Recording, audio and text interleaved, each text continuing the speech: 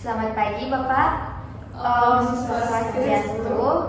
Assalamualaikum warahmatullahi wabarakatuh. Pada kesempatan kali ini, izinkan kami untuk memaparkan dan mempresentasikan hasil diskusi kami dengan judul aplikasi turunan pada laju reaksi penguraian hidrogen peroksida atom molekul H2O2. Sebelum itu, izinkan kami untuk memperkenalkan anggota kelompok kami dari kelompok 1B. Saya Syal Sabila dengan NIM akhir 041. Saya Nada Chandalia Alma dengan NIM akhir 050. Saya Nimade Aprilia Sariswati dengan NIM akhir 052. Saya Nadine Maranata dengan NIM akhir 048. Saya Fadia Mendahamsa dengan NIM akhir 039. Untuk mempersingkat waktu, langsung saja saya serahkan kepada pemateri pertama. Berikut didapatkan data pengamatan H2O2 terhadap waktu 0 detik dengan konsentrasi 0,120 molaritas dengan IC min 2,120. Yang kedua, waktu 30 detik dengan konsentrasi 0,102 molaritas dengan IC 2,283. Dari mana mendapatkan ini? Jadi, INC ini didapatkan dari rumus INC waktu sama dengan INC konsentrasi dengan perhitungan jika diketahui C0 sama dengan 0,120 molaritas. Ditanya INC 0, jadi INC 0 ini sama dengan IN dalam kurung 0,120 molaritas menjadi INC 0 sama dengan min 2,120. Yang kedua, jika diketahui C30 sama dengan 0,102 molaritas, jadi IN C30 sama dengan IN dalam kurung 0,102 molaritas menjadi IN C30 sama dengan min 2,283. Jadi dari data tersebut kita dapatkan grafik yang pertama, yaitu grafik hubungan antara konsentrasi hidrogen peroksida terhadap waktu. Jadi sumbu horizontal itu menunjukkan waktu dalam satuan detik, sedangkan sumbu vertikalnya menunjukkan konsentrasi H2O2 dalam satuan molar. Jadi berdasarkan grafik tersebut, terlihat bahwa konsentrasi H2O2 menurun seiring bertambahnya waktu dan membentuk pola penurunan yang tidak linear. Penurunan ini menunjukkan bahwa laju penguraian H2O2 berlangsung secara bertahap dan kontinu. Pola penurunan konsentrasi yang menyerupai kurva eksponensial ini sesuai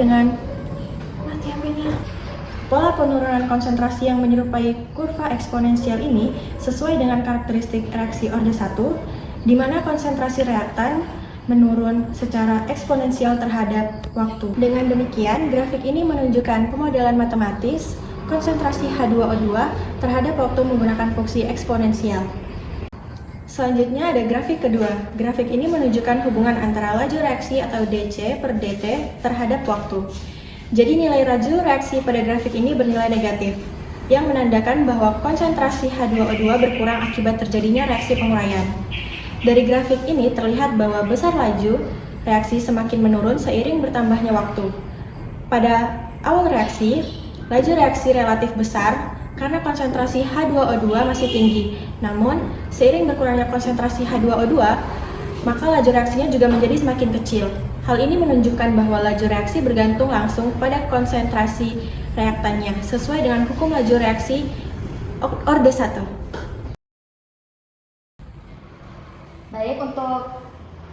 Baik untuk perhitungan fungsi konsentrasinya atau turunan analisisnya digunakan data 2 dan data 3, yang mana untuk mencari turunannya itu dicari terlebih dahulu konsentrasi laju reaksi dengan rumus delta in C dibagi delta T, atau delta in konsentrasi dibagi dengan delta waktu.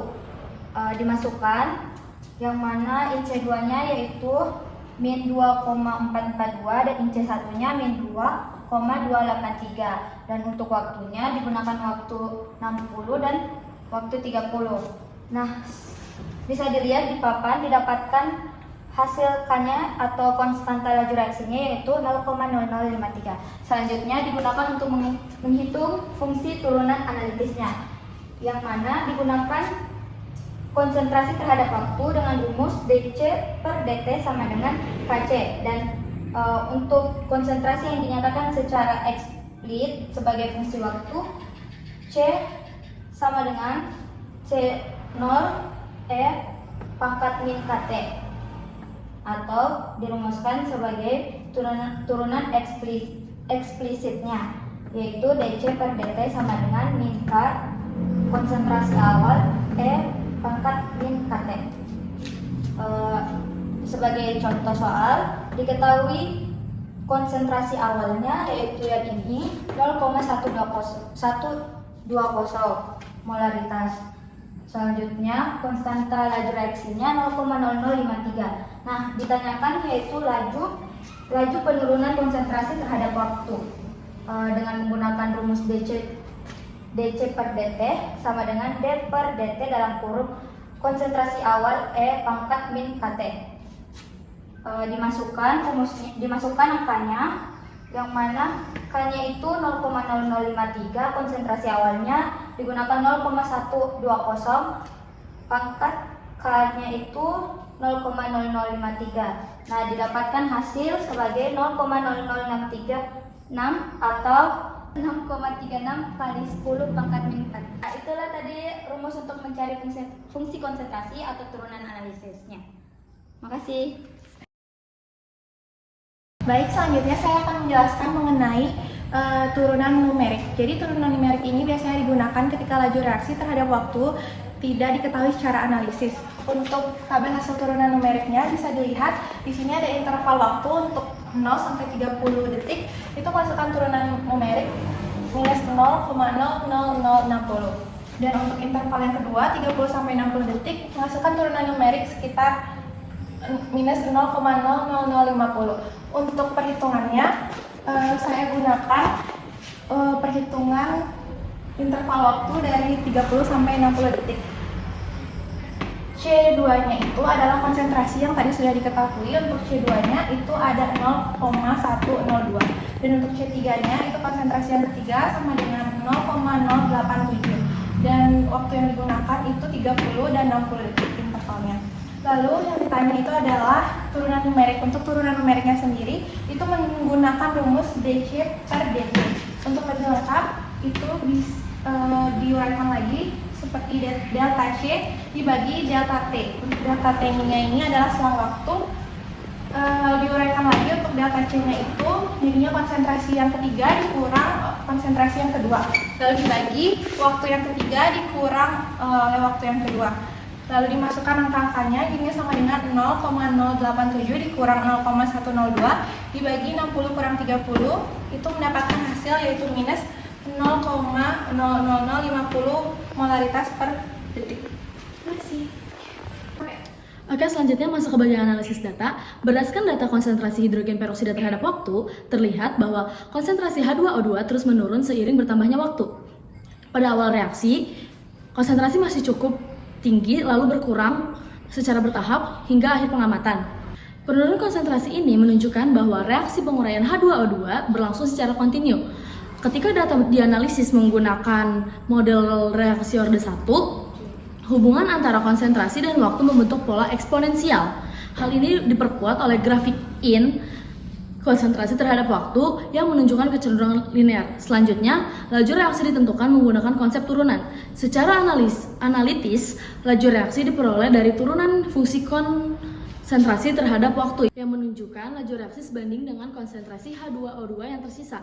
Selain itu, laju reaksi juga dihitung menggunakan pendekatan turunan numerik berdasarkan selisih konsentrasi tiap interval waktu. Hasilnya menunjukkan nilai laju reaksi bernilai negatif dan semakin kecil seiring bertambahnya waktu. Artinya reaksi berlangsung paling cepat di awal dan melambat ketika konsentrasi H2O2 semakin berkurang. Hasil ini sesuai dengan teori kinetika reaksi orde 1, di mana laju reaksi sangat dipengaruhi oleh besar konsentrasi reaktan.